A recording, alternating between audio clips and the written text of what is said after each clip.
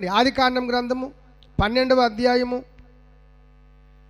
అక్కడ రాయబడిన సంగతి చదవండి. 3వ వచనం నుంచి చదివేయండి. నిన్ను దూషించు వారిని శపిస్తాను. భూమి యొక్క, నోట్ దట్ పాయింట్, భూమి యొక్క సమస్తమైన వంశములు నీ యందు ఆశీర్వదించబడునని అబ్రాముతో అనగా, అంటే దేవుడు చెప్పగా యెహోవా అతనితో చెప్పిన ప్రకారం అబ్రాము వెళ్ళాను. అంటే దేశాన్ని విడిచిపెట్టేసి, బంధువులు విడిచిపెట్టేసి వెళ్ళిపోయాడు. దేవునికి స్తోత్రం కలుగునుగా. అబ్రహాము 75 సంవత్సరాలు ఉన్నప్పుడు అబ్రహాముతో దేవుడు వాగ్దానం చేశాడు.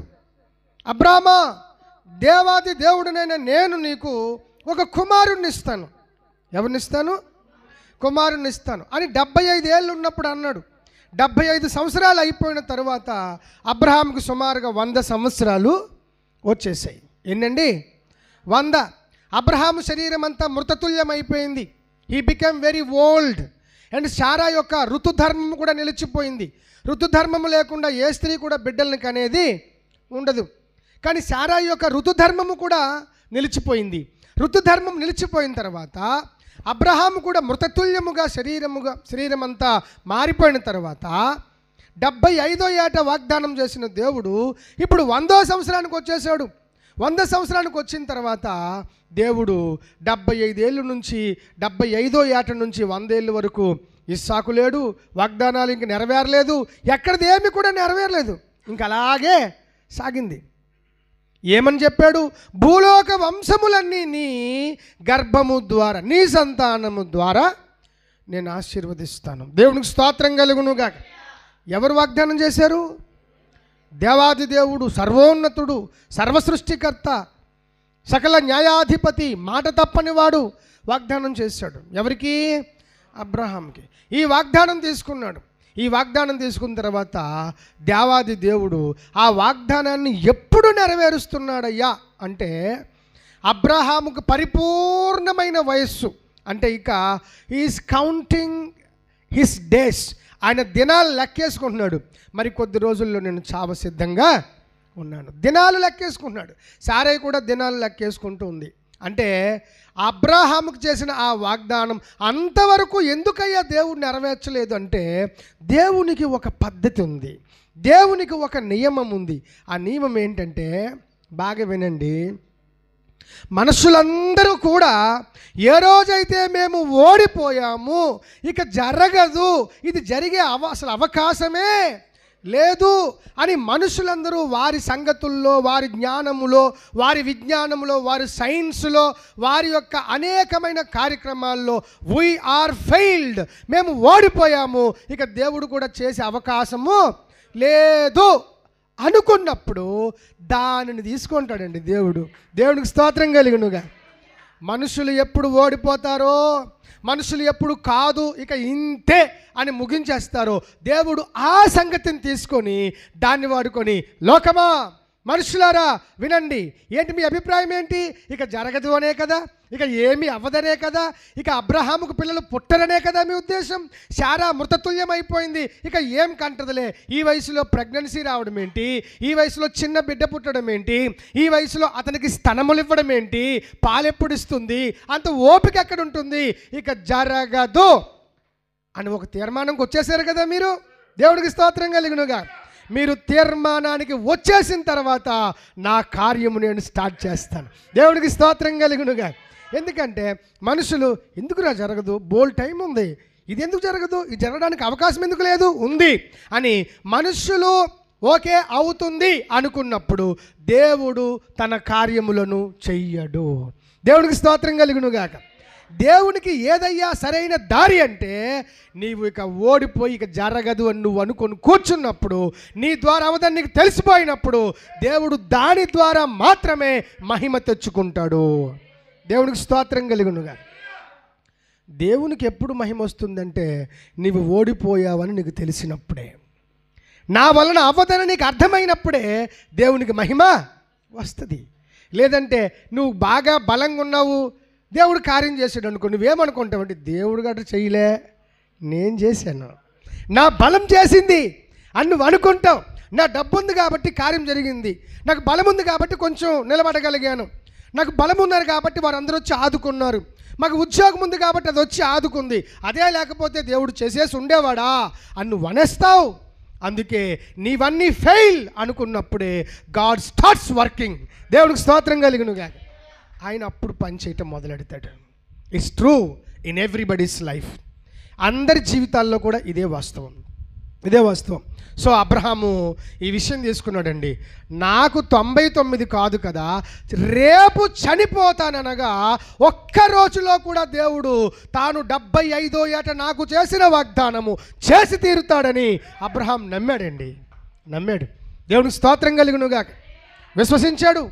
అబ్రహాం విశ్వసించాడు. అప్పుడు దేవుడు అనుకున్నట్టుగానే అబ్రహాం అనుకున్నట్టుగానే వాగ్దానము చేయబడిన వారసుడు వచ్చేసాడు అబ్రహాం గర్భంలోనికి. ఎవరు? ఇస్సాకు. వారసుడు వచ్చేసాడు. వారసుడి పేరు ఇస్సాకు.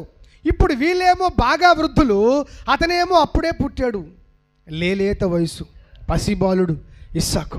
పుట్టి ఇక పెరుగుతున్నాడు. అబ్రహాము ఒడిలో శారాయి ఒడిలో, అబ్రహాము ఒడిలో శారాయి ఒడిలో చక్కగా పెరుగుతున్నాడు. ఈలోపు రానే వచ్చాయి 13 ఏళ్ళు. దేవునికి స్తోత్రం కలుగునుగాక. ఎవరికి? ఇస్సాకుకి 13 ఏళ్ళు వచ్చినాయి. 75వ ఏట ఇస్సాకు అబ్రహాముతో వాగ్దానం చేసిన దేవుడు ఇస్సాకు పుట్టి 13 ఏళ్ళు అయిన తర్వాత again he came to Abraham దగ్గరికి మళ్ళీ దేవుడు వచ్చి అంటాడు, అబ్రహామా, ప్రభువా, ఇప్పుడు నీకు ఎన్ని సంవత్సరాలు? 100 తండ్రి. మీ ఆవిడకి ఎన్ని? 90 దాటి ఉంటాయి ప్రభువా. అయితే మీ దగ్గర నుంచి మీకు ఇష్టమైన మీకు చాలా గారాభమైన ఒక కోరిక నేను కోరుకుంటున్నాను, వద్దనకుండా నీకు ఇష్టమైంది నాకు ఇచ్చేయి అన్నాడు.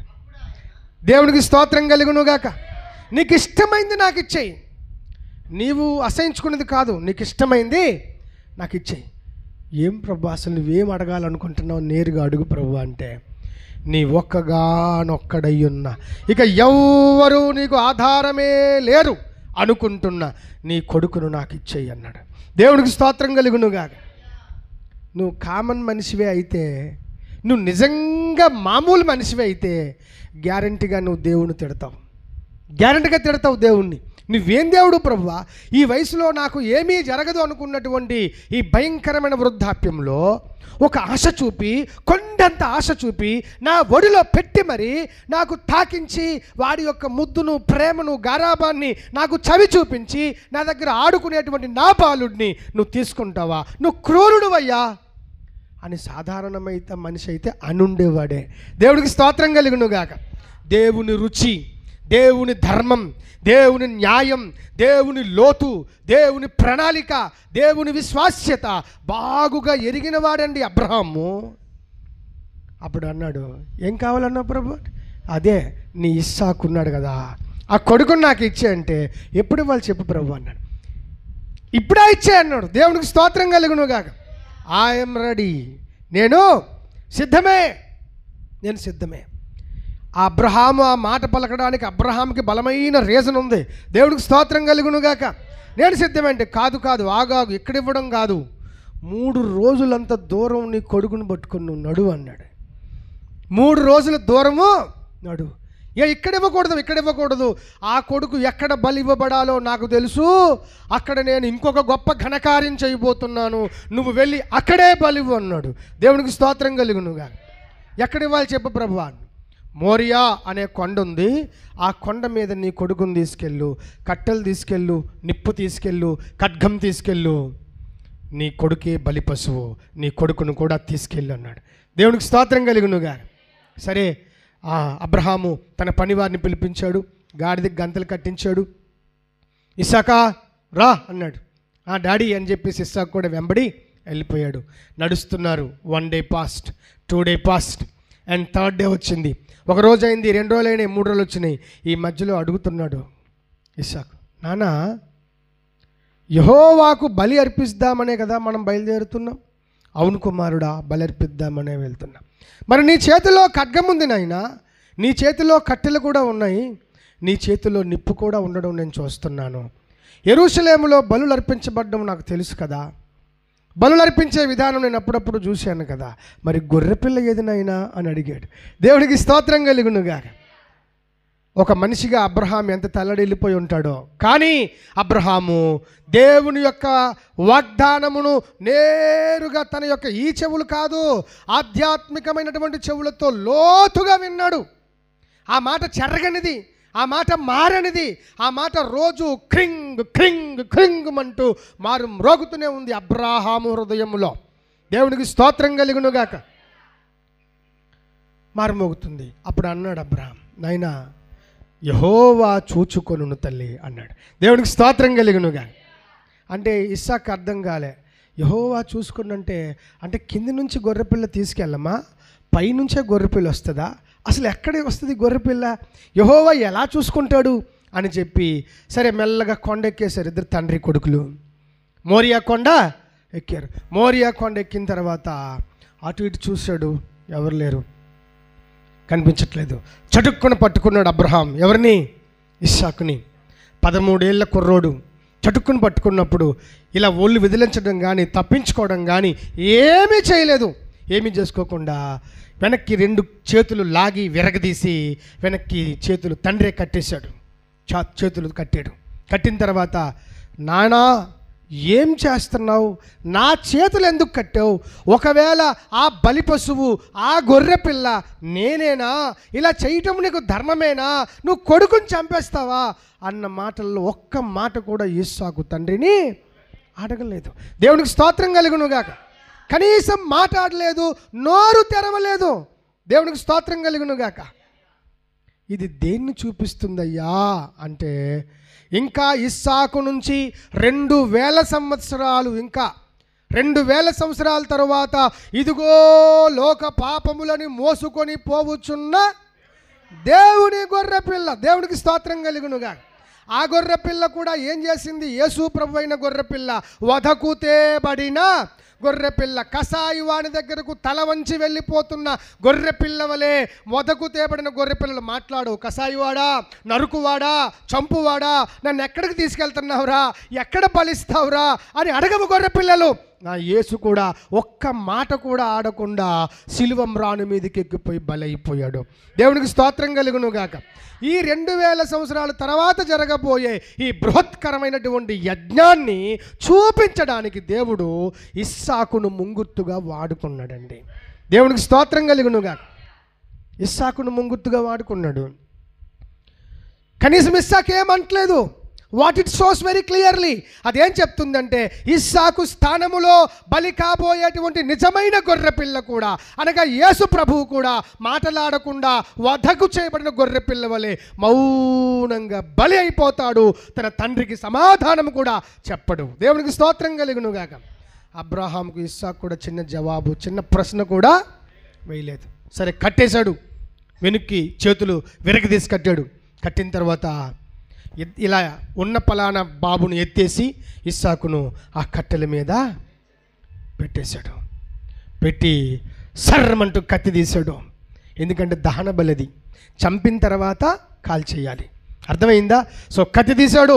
ఖడ్గము దూసిన అబ్రహాము, ఖడ్గమెత్తినప్పుడు కూడా అబ్రహాము హృదయంలో ఇంత అనుమానము, డౌట్ కానీ, ఇంత సందేహం కానీ, ఇంత కనీసంలో కనీసం బితుకు కానీ మెర్ర కానీ ఏమీ లేదు. కత్తి ఎత్తుతున్నప్పుడు కూడా దేవుడు అక్కడి నుంచి వెరీ క్లియర్గా చూస్తున్నాడు.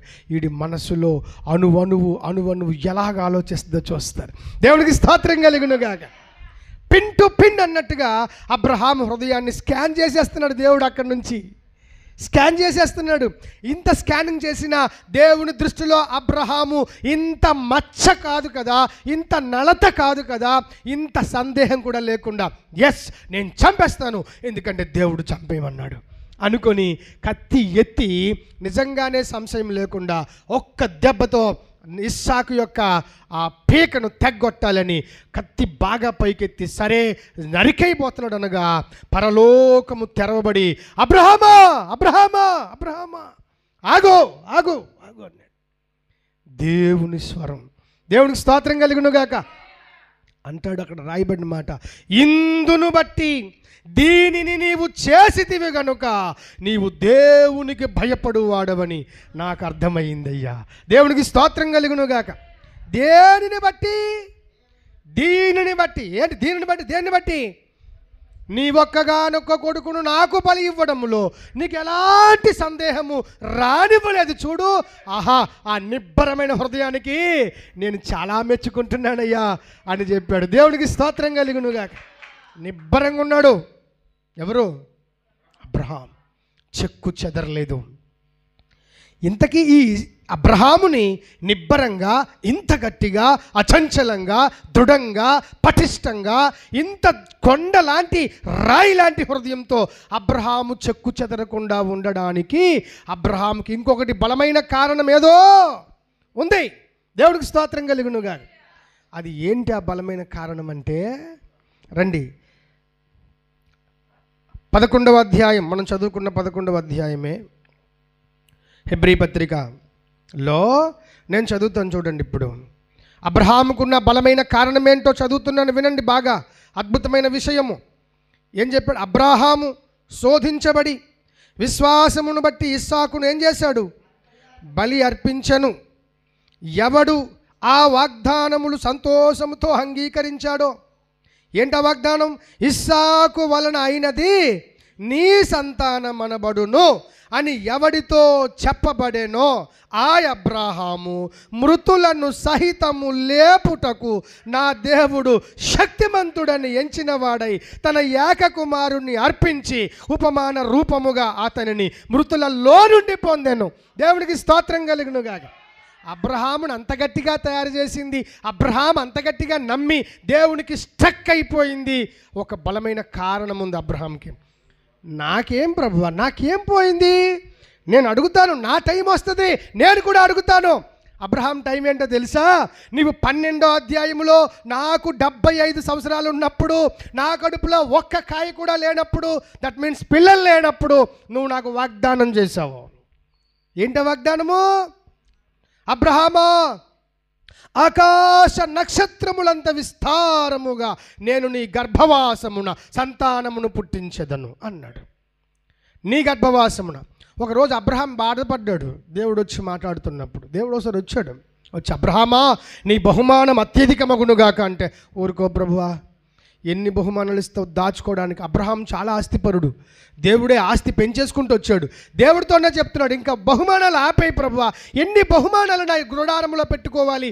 నా ఇంటికి నీవిచ్చిన బహుమానాలు నింపేశాను తండ్రి, ఇక బహుమానాలు నువ్వెన్ని ఇచ్చినా, ఒక్కటిచ్చినా దాచుకోవడానికి ఇంత చోటు కూడా లేదు. Stop your giving. నువ్వెంత ఇస్తే నాకెందుకు అని చెప్పి చిన్న బాధపడ్డాడు. నువ్వెంత బహుమానం, ఎంత ఆస్తి నాకు ఇంత ఇస్తే ఎందుకు ప్రభువా? నేను నా ఇంటి పెద్ద దాసుడైనటువంటి ఎలియాజరుకు నాకున్నదంతా ఇచ్చేయాలి కదా. నా ఆస్తికి వాడు కర్త అవుతాడు కదా. నా కడుపులో గర్భములో పిల్లలు లేకుండా నువ్వు చేసేసావు కదా అంటే, ఆగు అబ్రహాం, ఆగు అన్నాడు. దేవుడికి స్తోత్రం కలుగునుగా. నువ్వు అదే కదా బాధపడుతున్నావు. నాకు ఒక టైం ఉందయ్యా, నీ కొడుకుని ఇస్తాను అన్నాడు. దేవుడికి స్తోత్రం కలుగునుగా. మరి ఇప్పుడు అబ్రహాం ధైర్యం అదే. నువ్వు నాకు 75వ సంవత్సరం ఉన్నప్పుడు నాకు కొడుకుని ఇస్తానన్నావు. అంతేకాదు, ఆ కొడుకు గర్భములో పుట్టినవాడు, ఆ వంశావళిలో పుట్టినవాడు భూలోక వంశములన్నీ దీవించబడ్డానికి ఒక రక్షకుడు కూడా నా కడుపు నుంచే వస్తాడని నువ్వే వాగ్దానం చేసావు. ఇప్పుడు చెప్పు, నేను ఇస్సాకును ఎందుకు చంపేయడానికి సిద్ధపోయాడు తెలుసా అబ్రహాము? దేవుడికి స్తోత్రం కలుగునుగా. ఇస్సాకును చంపడంలో అబ్రహాముకు ఏ అభ్యంతరము ఎందుకు లేకపోయింది తెలుసా? ఎందుకు లేకపోయిందంటే, ఇదిగో వాగ్దానాలు ఉన్నాయి. వాగ్దానము చేయదగినవాడు, చేసినవాడు, నమ్మదగినవాడు. అతని ధైర్యం ఏంటంటే అక్కడ చెప్తున్నాడు, ఒకవేళ నేను నా కొడుకును చంపేసిన తర్వాత నీవు 75వ సంవత్సరంలో నాకు చేసిన వాగ్దానము నీ నుంచే డిమాండ్ చేస్తాను. నేను దేవునికి స్తోత్రం కలుగును గాక. నీ నుంచే అడుగుతాను. ఇప్పుడు నా కొడుకుని చంపేస్తాను, వాడు తల తెగిపోతుంది, నిప్పు తీస్తాను, అంటించేస్తాను, అంటించిన తర్వాత కాల్చేస్తాను, కాల్చిన తర్వాత హీ బికేమ్ యాషెస్, వాడు బూడిదగా మారిపోతాడు. ఇప్పుడు ఆ బూడిద పక్కన నేను కూర్చుంటాను. నాకు నీవు చేసిన వాగ్దానం సంగతి ఏంటో ఇప్పుడు చెప్పు ప్రభువా. దేవునికి స్తోత్రం కలుగును గాక. నమ్మాడు. ఎలా నమ్మాడు తెలుసా? నేను కాదు, వాక్యమే చెప్తుంది చూడండి, నేను చదువుతాను, మీరు బాగా వినండి. ఇస్సాకు వలన అయినది నీ సంతానము అనబడును అన్నాడు. అసలు ఇస్సాకు వలన అయినది నీ సంతానం అన్నప్పుడు ఇప్పుడు ఇస్సాకే చచ్చిపోతే సంతానం ఎక్కడి నుంచి వస్తుంది? దేవుడికి స్తోత్రం కలుగును గాక. ఇది అబ్రహాం ధైర్యం. అర్థమైందా? దేవుడిని ఎక్కడ పట్టుకోవాలి తెలుసా నువ్వు? దేవుని నాడి ఎక్కడ పట్టుకోవాలి తెలుసా నువ్వు? దేవుడు దేని విషయంలో త్వరగా త్వరగా త్వరగా త్వరగా వెళ్ళిపోతుంటాడు తెలుసా? తన వాక్యము విషయములో, తన వాగ్దానము విషయములో. ఆహా, వండర్ఫుల్ అండి. అబ్రహాముకు దేవుని నాడి దొరికేసింది. దేవునికి స్తోత్రం కలుగును గాక. అబ్రహాముకు దేవుని తలంపు అర్థమైపోయింది. అబ్రహాముకు దేవుని ఆలోచన అర్థమైపోయింది. అబ్రహాముకు దేవుని విశాలమైన హృదయం, మాట తప్పని మాట, వాగ్దానం అబ్రహాముకు అర్థమైంది. ఇక్కడ ఏం చెప్తుంది ఈ మాట అంటే, దేవుని హృదయము నీకు అర్థమైతే చచ్చిపో అంటే అలాగే ప్రభువా అని వెంటనే చంపుకుంటావు. ఈవెన్ నువ్వు కూడా చంపుకుంటావు. ఎందుకంటే అక్కడ అబ్రహాం చెప్తున్నాడు ఏమని చూడండి, ఇస్సాకు వలనైనది నీ సంతానం అనబడును అని ఎవడితో చెప్పబడిందో ఆ అబ్రహాము ఏం చెప్తున్నాడు? మృతులను సహితము లేపుటకు నా దేవుడు శక్తిమంతుడని ఎంచిన వాడై తన ఒక్కగానొక్క కుమారుడిని అర్పించడానికి వెనుతీయక అర్పించేశాడు. ఉపమానాన్ని బట్టి దేవునికి స్తోత్రం కలుగును గాక. ఎందుకంటే you are the God of living, you are the miraculous God. నువ్వు చంపేస్తావు, మళ్ళీ చచ్చినోడ్నే లేపమంటావు. అసలు నువ్వు దేవా, నువ్వు ఎవరో నాకు తెలుసు అయ్యా. ఎవరిని అబ్రహాం నేనంటే శూన్యములో నుంచి సమస్తము చేసావు. ఇప్పుడు నాకు శూన్యం లేదు, నా కొడుకు నేను బూడిద చేసేస్తే నా కొడుకు కాలిపోయిన బూడిద ఉంటుంది కదా, బూడిదలో నుంచి ఇస్సాకు ఎందుకు రాడు మళ్ళీ? దేవుడికి స్తోత్రం కలుగును గాక. That is my great faith, అచంచలమైన విశ్వాసం. ఈ కోణంలో ఎప్పుడైనా చదువుకున్నారా దేవుని వాక్యాన్ని? ఇది ఎందుకు అబ్రహాం భయపడలేదు? ఎందుకంటే నాకు వాగ్దానం ఉంది, నాకు వాగ్దానం ఉంది, నాకు వాగ్దానం ఉంది. అది అండి, నాకు వాగ్దానం ఉంది. వాగ్దానం చేసిన వాళ్ళు ఎవరు? పక్కింటోళ్ళు కాదు, ఎదురింటోళ్ళు కాదు, మీ పెదనైనా చిన్నైనా కాదు. నీకేం పర్లేదురా, పిల్ల ఫంక్షన్ మేము చేస్తాంలే, మేము డబ్బులు అప్పిస్తాంలే, నువ్వు ఎప్పుడైనా ఇచ్చి అంటారు. సరే ఫంక్షన్ రోజు వస్తుంది, మరి అన్నయ్య మొన్న చెప్పావు కదా, ఏడు మరి సరుకులు కొనుక్కోవాలి కదంటే అన్నాను. కానీ రా, నీరు తీసినట్టుగా గాలి తీసినట్టుగా తీసి అమ్మో అన్నట్టు అయిపోద్ది. కానీ నీకు వాగ్దానం చేసినాడు, కొండలు తత్తరెళ్ళిపోయినా, మెట్టలు పారిపోయినా, ఆకాశము భూమి ఒక్కటైపోయినా, పంచభూతములు మిక్కిలి వ్యాండ్రంతో లయమైపోయినా, నా మాటలో సున్నైనా పుల్లైనా తప్పిపోదు. దేవునికి స్తోత్రం కలుగును గాక. The God whom you are serving is such a wonderful and mighty God. నువ్వు సేవిస్తున్న దేవుడు అంత బలవంతుడు. దేవుని సంగమా, అంత బలవంతుడు. ఆయన నువ్వు వాస్తవంగా తీసుకోవు కాబట్టి, నీవెలాగైతే నీరులాగా చంచల మనసు కలిగినోడువో అతన్ని కూడా అలాగే తీసుకుంటూ ఉంటారు కొందరు. మరి చంచలమైన మనసు వాళ్ళు దేవుడిని కూడా ఎలా తీసుకుంటారు? ఎంత తలకాయ దేవుడి కోసం ఇంతలాగా ఆలోచిస్తారా? ఆడి తలకాయ ఎంత ఇంత. దేవుడి కోసం ఆలోచించినప్పుడు కూడా అందులో ఇంకా తక్కువే. దేవుడికి స్తోత్రం కలుగును గాక. నిజంగా మాస్టర్ మైండ్ అయితే, ఆ మాస్టర్ మైండ్ ఎంత గొప్పదైతే, నా మాస్టర్ మైండ్ సృష్టించిన ఆ బిగ్గెస్ట్ మాస్టర్ మైండ్ ఇంకెంత గొప్పోడో అని నువ్వు దేవుడిని ఎంచుకుంటావు. కానీ ఇది మాస్టర్ మైండ్ కాదు, నీది బానిస బతుకు, నీది బానిస బతుకు. ఇలాగైతే అవదలే, ఆడు తెస్తే కానీ మనకు రాదులే, వీడు చేస్తే కానీ మనకు అవదలే, ఇలాగ ఉంటే కానీ అవదలే అని నువ్వు ఎప్పుడు లోబడిపోయిన బానిస బతుకు. ఎవరో వస్తారు, ఏదో చేస్తారు, ఏదో ఇస్తారు, అప్పుడు తిందాం అనుకుంటాయిపో. నీకు వాగ్దానాలు ఎలా పనిచేస్తాయి? నువ్వు స్వయం ప్రతిపత్తి జీవి కాదు, నువ్వు పారసైట్, పరాన్న బుక్కులు అంటాం కదా. ఇతరుల మీద ఆధారపడి ఏదో చేస్తారు, ఏదో వస్తుంది, ఇదో చేద్దాం, అది వస్తుంది చేసేద్దాం, ఇది వస్తుంది అది చేసేద్దాం అంటూ ఏదో మొత్తానికి ఆధారమే ఎప్పుడు కూడా. దేవుడికి స్తోత్రం కలుగునుగాక. కానీ అబ్రహాం ఎవరి మీద ఆధారపడలే. నాకు వాగ్దానం చేసిన వాడే నాకు ఆధారం అనుకున్నాడు. వాగ్దానాల మీద ఆధారపడ్డాడండి. మృతులను సైతము తిరిగి లేపుటకు నా దేవుడు సమర్థుడు అని ఇస్సాకును బలి ఇవ్వకముందే చెప్పేశాడండి, చెప్పేశాడు. అర్థమైందా? దేవునికి స్తోత్రం కలుగునుగా. ఈ అబ్రహాం ఎంత గొప్పోడంటే, బాగా వినండి, అబ్రహాము రాజులను సంహారము చేసి తిరిగి వచ్చేస్తూ ఉండగా అతనికి ఒక దివ్య తేజో మహిమతో ధగధగా 1000 కోటి సూర్యుల కాంతితో మెరిసిపోతున్న ఒక సూర్య పురుషుడు, ఒక కాంతి పురుషుడు అబ్రహాముకు ఎదురయ్యి అనుకోకుండానే అబ్రహాం అతనికి సాష్టాంగ నమస్కారము చేసేసాడు. తెలియకుండానే చూస్తుంటే ఆయన వక్షస్సు, ఆయన వర్చస్సు కాంతిలాగా మెరిసిపోతున్నాయి. ఎవడీ మహాపురుషుడు అని చూస్తూ ఉంటే ఆ దివ్య పురుషుడు, ఆ మహాపురుషుడు గదగదగా మెరిసిపోతుంటే అతనికి ఆ దగదగా మెరిసిపోతున్న సర్వోన్నతుడైన దేవుని యాజకునికి 10వ భాగం ఇచ్చాడట ఈయన. ఎవరు? అబ్రహాము. దేవునికి స్తోత్రం కలుగును గాక. అసలు 10వ భాగాలు ఇవ్వడం బైబిల్ ప్రకారం ఎప్పుడు స్టార్ట్ అయింది? ఎప్పుడు? అబ్రహాం కాలంలో కాదు, మోషే కాలంలో ధర్మశాస్త్రం విధించాడు. కానీ దానికి మూల పురుషుడు ఎవరు అంటే ఈ మొత్తం కానుకలు తీసుకునేవారు అహరోను సంతానం. ఎవరండి? వాళ్ళకి మనం కానుకలు ఇవ్వాలి. వాళ్ళు యాజక వంశం కదా, యాజకులకు కదా మనం 10వ భాగాలు ఇచ్చేది. అప్పటికి అబ్రహాము అనేటువంటి ఒక్కడే ఉన్నాడు. ఇజ్రాయేలు అనే దేశమే బయటికి ఇంకా రాలేదు. దేవునికి స్తోత్రం కలుగును గాక.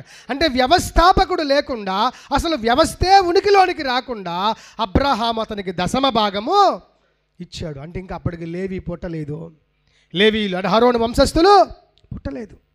ఇంకా ఎంత గొప్పతనం అంటే ఆ గొప్ప మెల్కీసెదెకట రొట్టె మరియు ద్రాక్షరసం తీసుకొచ్చి అబ్రహాంకి ఇచ్చాడు.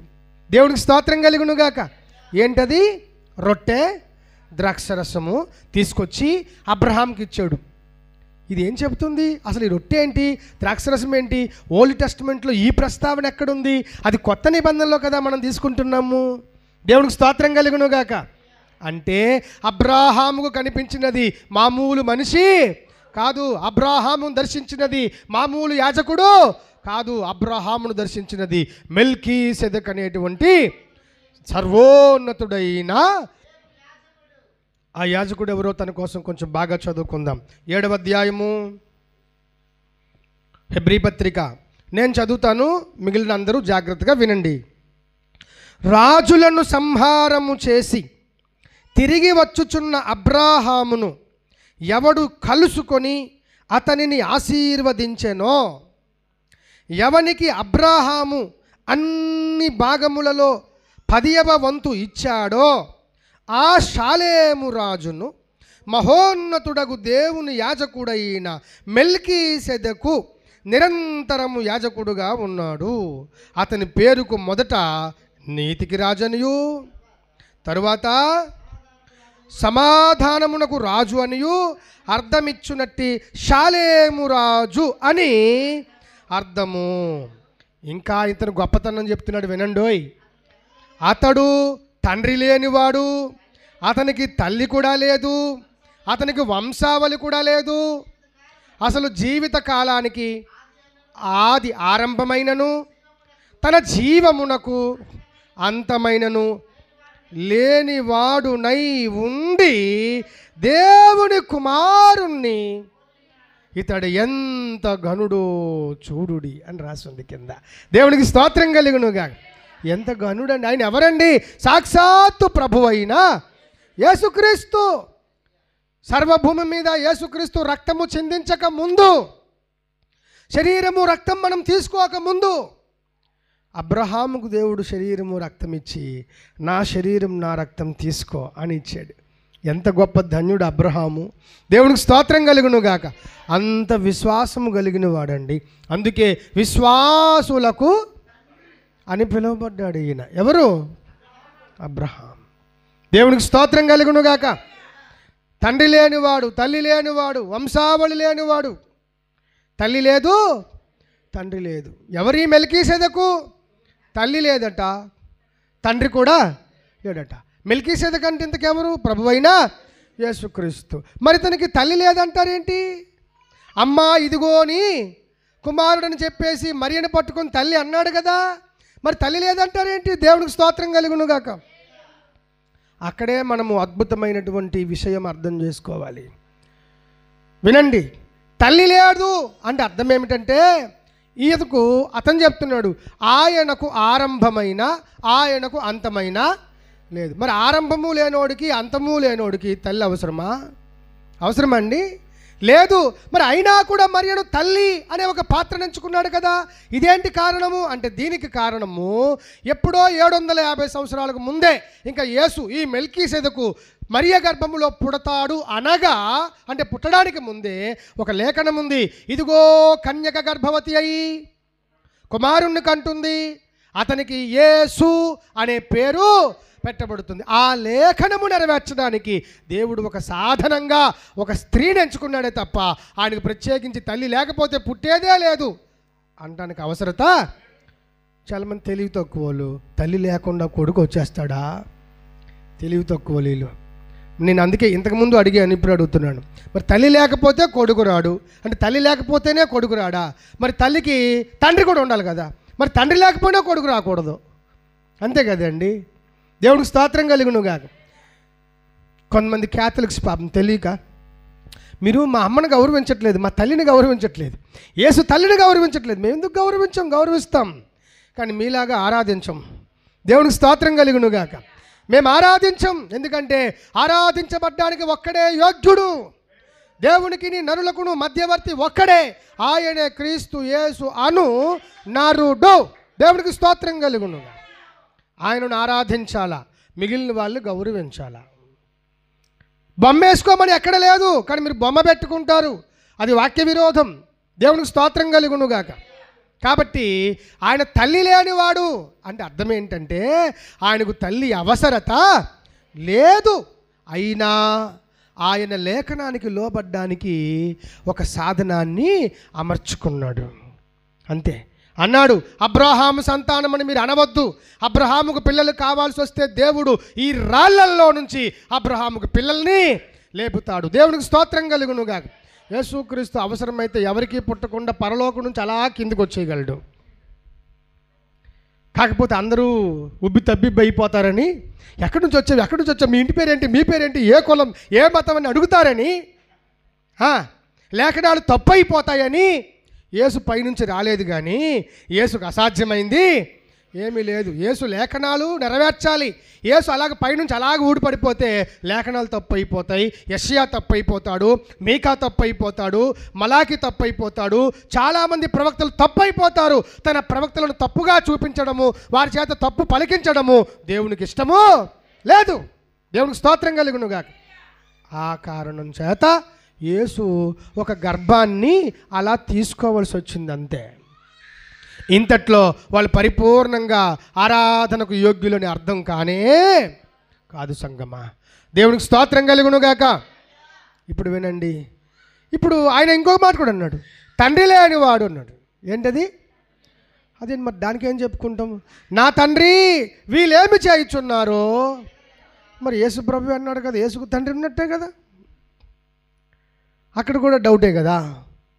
తండ్రి లేనివాడు అంటే అర్థం ఏంటంటే, నాకు తండ్రి ఉన్నట్టు నీకు తండ్రి ఉన్నట్టుగా ఆయనకు లేడు అని అర్థం. దేవునికి స్తోత్రం కలుగునుగా.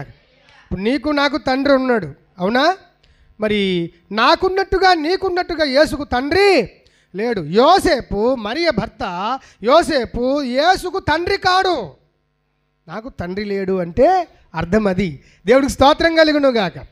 అంతేగాని దేవునికి పట్టుకొని ఆ మాట అనడం లేదు. వాస్తవానికి దేవుడు తండ్రి అంటే అర్థం నిజంగా ఆ తండ్రికి ఇంకో భార్య ఉంది, వారిద్దరూ కలిసి యేసును కన్నారు అని అర్థం కానే కాదు. అప్పుడు అలా చండాలంగా అర్థం చేసుకోవాల్సి వస్తుంది. దేవుడు ఎంత గొప్పోడంటే, ఆది యందు వాక్యం ఉండెను, వాక్యము దేవుని యొద్ద ఉండెను, ఆ వాక్యము దేవుడై, అంటే ఆది యందు యేసుక్రీస్తు వారు, వాక్యమై ఉన్న యేసుక్రీస్తు ఆది యందే ఉన్నాడు. అక్కడ తండ్రి ఉన్నాడు. మరి తండ్రితో పాటు యేసు కూడా వాక్యము దేవుని యొద్ద ఉండెను, అంటే యేసు అక్కడ కూడా ఉన్నాడు. అక్కడ తండ్రి మాత్రమే ఉన్నాడు, మరి తల్లి ఉంది అక్కడ? అక్కడ తల్లి లేదు. ఇక్కడ తల్లి మాత్రమే ఉంది భూమి మీద, తండ్రి లేడు. ఇద్దరికి ఆ రెండు పాత్రలు సమానంగా దేవుడు పూర్తి చేశాడు. అంటే ఈ వ్యవస్థ చాలా గొప్పది, సమానంగా మీరు సమాన ధర్మాలు కలిగి బతకండి అని అద్భుతమైన ప్రాధాన్యత ఇచ్చాడు. దేవునికి స్తోత్రం కలుగునుగాక. సో ఈ విధముగా దేవుడు తల్లి లేనివాడు తండ్రి లేనివాడు ఉండి అబ్రాహాముకు ఎంత గొప్ప భాగ్యం ఇచ్చాడంటే తన సొంత శరీరం సొంత రక్తం భూమి మీద బలి అయిపోకుండానే ముందుగానే ముంగుర్తుగా అబ్రహాముకు తన శరీరం రక్తం ఇచ్చాడు. ప్రభురాత్రి భోజన సంస్కారం. దేవునికి స్తోత్రం కలుగునుగా. మొట్టమొదటి ప్రభురాత్రి భోజన సంస్కారం ఉపమానముగా ఎవరు తీసుకున్నారయ్యా అంటే అబ్రహాము తీసుకున్నాడు. అది అబ్రహాం తీసుకున్నాడు. అంతేనా? ఈ మెల్కీసెదెకట ఇంకొక మాట చెప్తున్నాడు దేవుడు. అది చెప్పుకొని ముగించేస్తాను, బాగా వినండి. నేను చదువుతున్నాను 7వ అధ్యాయము హెబ్రీ పత్రికలోనే నేను చదువుతున్నాను, చూడండి. దేవుని యాజకుడైన మెల్కీసెదెకు నిరంతరము యాజకుడుగా ఉన్నాడు. అతని పేరుకు మొదట నీతికి రాజు అనియు తర్వాత సమాధానపు రాజు అనియు అర్థం ఇచ్చేటువంటి షాలేము రాజు అని అర్థమట. దేవునికి స్తోత్రం కలుగునుగా. ఏ రాజు? షాలేము రాజు అంటున్నాడు. అంటే ఈ మెల్కీసెదెకు ఒకానొక ఘట్టంలో అబ్రహాము టైంలో, అబ్రహాము కంటే ఇంకా ముందున్న టైంలో ఒకానొక ప్రొఫెషన్ కూడా చేశాడు, ఒకానొక వృత్తి కూడా చేశాడు, ఒకానొక పరిపాలన కూడా చేశాడు. అదేంటంటే రాజరికం చేశాడు. ఏం చేశాడు? వాక్యం చెప్తుంది. ఇది ఇండైరెక్ట్ రిఫరెన్స్. ఇది వాక్యం చెప్తుంది. రాజుగా పరిపాలించాడు ఈ భూమి మీద మెల్కీసెదెకు. అతను మనిషిలాగే వచ్చాడు ఈ భూమి మీదకి. దేవునికి స్తోత్రం కలుగునుగాక. వచ్చి అబ్రహాం అందుకే చూడగలిగాడు మెల్కీసెదెకుని డైరెక్ట్గా, మనిషి చూసినట్టుగా. అతనికి దశమ భాగం ఇచ్చాడు. అతని చేత ఈయన శరీరము రక్తము పొందుకున్నాడు. అంటే ఈ దేనికి రాజు? షాలేము అనే పట్టణానికి రాజు. షాలేం నగరం కట్టింది మెల్కీసెదెకే. దేవునికి స్తోత్రం కలుగునుగాక. ఇంకొక లింక్ కలిపేసి వాక్యాన్ని వదిలేస్తాను, బాగా వినండి. ఇస్సాకును అబ్రహాము ఏ కొండ మీద బలిచ్చాడు? మోరియా కొండ మీద. మోరియా కొండ మీద బలి ఇస్తూ ఏం చెప్పాడు? ఇస్సాకు అబ్రహాంని అడిగినప్పుడు, నాయనా బలిపశువు ఏదయ్యా అంటే అది యెహోవా ఈరే అన్నాడు. యెహోవా. ఆ కొండ మీద దేవాది దేవుడు ఈరే అనేటువంటి ఆ గొర్రె పిల్లను ప్రొవైడ్ చేసిన తర్వాత ఆ కొండ మీద ఒక పట్టణం కట్టబడింది. ఆ పట్టణం పేరే ఈరే. ఏంటండి? దేవుడు చూచుకొనును. ఏంటది? ఆ చోటుకు ఈరే అని పేరు పెట్టబడింది. ఈరే. ఈ ఈరే అనే పట్టణం ఆ కొండ మీద ఉంది. మరి కొన్నాళ్ళకు మెల్కీసెదెకు వచ్చి ఆ కొండకు చాలా చేరువలో షాలేం అనే పట్టణాన్ని కట్టాడు. దాన్ని పరిపాలించడం మొదలెట్టాడు. అక్కడేమో ఈరే, ఇక్కడేమో షాలేం. అక్కడేమో ఈరే, ఇక్కడేమో షాలేం. మరి నాగరికత పెరుగుతూ ఉన్న కొలది, దేశం పెరుగుతూ ఉన్న కొలది, ఒకప్పుడు మన దేశ జనాభా 100 కోట్లు, ఇప్పుడు మన దేశ జనాభా రమారమి 150 కోట్లు. అనేక ఖాళీ ప్రాంతాలు కలిసిపోతున్నాయా లేదా? కలిసిపోతున్నాయి. అలాగే ఈ కొండ మీద కట్టబడిన ఈరే, కొండ కింద కట్టబడిన షాలేం. ఈరే షాలేం, ఈరే షాలేం, యెరూషలేం. దేవునికి స్తోత్రం కలుగునుగాక. అది యెరూషలేముగా మారిపోయిందన్నమాట. దేవునికి స్తోత్రం కలుగునుగాక. అర్థమైందండి? యెరూషలేం, ఇప్పుడున్న యెరూషలేము కొండల మీద కట్టబడిన యెరూషలేం అలాగే ఉంది ఇప్పుడు. ఆ కొండ మీదే ఇస్సాకును బలెందుకు ఇచ్చాడంటే అదే కొండ మీద 2000 సంవత్సరాల తర్వాత యేసు ప్రభు వారు బలి ఇవ్వబడతారు కాబట్టి. దేవునికి స్తోత్రం కలుగునుగా. ఎంత అమరిక అండి! ఏ మత గ్రంథాల్లో ఇలాంటి అమరిక ఉంది? అసలు ఎవరు ఇంత చక్కని అమరికతో, ఏ చరిత్ర ఇంత చక్కని పుస్తకంగా మార్పు చెందింది? దేవుడుగాక ఎవరు రాస్తారండి ఇలాంటి అమరిక కలిగిన పుస్తకం? So the Bible which you are serving and reading and worshipping is from God himself. దేవుడి నుంచే. దేవునికి స్తోత్రం కలుగునుగాక. దేవుడి నుంచి వచ్చింది. అద్భుతం. నువ్వు పట్టుకున్న బైబిల్ గ్రంథం చారిత్రాత్మకం, అది సైంటిఫిక్, శాస్త్రీయం. అది నీ తల ఎత్తి బతికింపజేస్తుంది. అది నీకు అవమానం పాలు కానివ్వకుండా నీ బిడ్డలను నిన్ను ఉన్నతమైన దారిలో నడిపించేది బైబిల్ గ్రంథం. అద్భుతం. యెరూషలేం అలాగొచ్చింది. అందుకే యెరూషలేములో దేవాది దేవుడు ఎప్పుడో ముంగుర్తుగా ఇస్సాకు బలివ్వబడితే అదే చోటులో చోటు కూడా మారకుండా, అర్థమైందండి? చోటు కూడా మారకుండా యేసునాథుడు బలయ్యాడు. కేవలం దాని మీదనే. సో ఇంత గొప్ప అద్భుతమైన చరిత్రకు మూల పురుషుడు అబ్రహాం. ఎవరండి? అబ్రహాం. నమ్మాడు. ఎంత చక్కగా అంటే, వాగ్దానం నువ్వు చేసావు ప్రభువా, నువ్వు తప్పిపోవు నాకు తెలుసు, నువ్వు నా కొడుకును కాదు, నన్ను చచ్చిపోమనినా, మా ఇద్దరిని కలిపి చచ్చిపోమన్నా మేము చచ్చిపోతాం. ఎందుకంటే మేము చచ్చిపోయిన తర్వాత మా యొక్క కళేబరముల్లో నుంచి కూడా జీవము నీవు రప్పిస్తావు. ఎండిన ఎముకలు జీవానికి వచ్చాయి. అసలు శూన్యములో నుంచి సమస్తం వచ్చింది. నా ఇస్సాకు నేను కాల్ చేస్తే నా కొడుకు బూడిదలో నుంచి ఇంకొక కొత్త ఇస్సాకు రాడా అనుకున్నాడు. వస్తాడు. So in such a faith, అలాంటి విశ్వాసంలో నీ విశ్వాసం నడవాలి. I'm going to close it. నీ విశ్వాసం నడవాలి. అంతేగాని వాక్యం నమ్మలేని బతుకెందుకు? వాక్యాన్ని నమ్మరు కొంతమంది. వాక్యాన్ని ఉన్నది తీసుకోరు. వాక్యం వాస్తవంగా ఎవ్వడు కూడా తీసుకోవట్లేదు. అందుకే పెరగట్లేదండి మన జీవితాలు. గొర్రెతోక బెత్తడు అన్నట్టుగా అలాగే ఉండిపోతుంటే పెరగవు. ఏది వాక్యానికి ఎప్పుడు అంతలు వెయిట్ ఇచ్చావు? ఎన్ని ఏమైపోయినా వాక్యము తప్పిపోదు అనే ఆ దృఢమైన విశ్వాసం ఏది? వాక్యాన్ని నువ్వు ఇచ్చే చోటేది? మీరు నిజంగా మీరు నా చేతులు ఎత్తొద్దు, కానీ మీ మనసులో మీ గుండెల మీద చేతులు వేసుకొని చెప్పండి, ఇంత అద్భుతమైన ఒక మహా అద్భుత కళాఖండము లాంటి ఈ దైవ గ్రంథాన్ని, తప్పిపోని దేవుని మాట అనే మాట వ్రాయబడిన గ్రంథాన్ని మీరు ఎంత బాగా చదువుతున్నారండి? ఎంత బాగా చదువుతున్నారు? ఎంత బాగా చదువుతున్నారు? కొందరు దుర్మార్గులు 10 గంటలు 11 గంటలు వేస్తారు. వాళ్ళు ఎప్పుడు చదువుతారు బైబిల్? ఈరోజు బైబిల్ చదివిన వాళ్ళందరూ కూడా చేతులు ఎత్తండి. I want to see. ఈరోజు మేము బైబిల్ చదివామండి. ఎంత అన్యాయం అండి! మీరు నిజంగా స్నానం చేయకుండా వచ్చిన దాంతో సమానం అండి. ఇంత బైబిల్ గ్రంథం మీరు చదవకపోతే మరి దేని చదువుతారు? నేను మొన్నే చెప్పాను, మీరు ఎవరిని మెప్పిద్దామని ఉద్యోగం చేస్తున్నారు, ఎవరిని మెప్పిద్దామని వ్యాపారం చేస్తున్నారు, ఎవరిని మెప్పిద్దామని గొప్ప గొప్ప కార్యాలు చేస్తున్నారు. ఈ గొప్ప గొప్ప కార్యాలన్నీ కలిపి ఒకరోజు యేసును మెప్పించలేకపోతే నువ్వు కలిగి ఉందంతా వ్యర్థమండి, వ్యర్థం. యేసును మెప్పించాలి. నువ్వు నీ నిజమైన ఆరోగ్యం యేసును మెప్పించడానికే. నువ్వు బాగా పాడుతావు యేసును మెప్పించడానికే. నువ్వు బాగా ఆడుతావు యేసును మెప్పించడానికి. నువ్వు బాగా సంపాదిస్తావు యేసును మెప్పించడానికి. ఇవేవీ లేకపోతే నువ్వు చేస్తున్నవన్నీ ఒక పాడు పని, దుర్మార్గ పనులవి, ఎందుకు పనికిరాని పనులు, స్వార్థపూరితమైన పనులవి. యేసును మెప్పించకపోతే దేనికి? ఒక నిర్ణయం తీసుకోండి, వదిలేస్తున్నాను. నేను తప్పకుండా బైబిల్ చదువుతాను. ఎందుకంటే ఈ మాటే సర్వ ప్రపంచమును భూలోకమంతటిని ఉనికిలోనికి ఇదే కదండి తీసుకొచ్చింది. కలుగును గాక అంటే ఉనికిలోకి వచ్చింది. ఆ మాట ద్వారానే దేవుడికి స్తోత్రం కలుగును గాక. మీరు వాక్యం చదవకపోతే నిజంగా మనం చాలా పనికిమాలోళ్ళం. వాక్యం చదవకపోతే అంత గొప్ప శ్రేష్టమైన వాక్యం చదవకుండా ఎలాగొస్తారు మీరు? మీకు మీ వ్యాపారం, మీ ఉద్యోగం ఎక్కువైపోయింది, వెళ్ళిపోండి అక్కడికే. మరి ఎందుకు వద్దు చర్చికి? అవసరం లేదు. మీరు వాక్యం చదవకపోతే వాక్యంలో ఉండాలంతే. అది నీ సర్వస్వం. దేవునికి స్తోత్రం కలుగును గాక.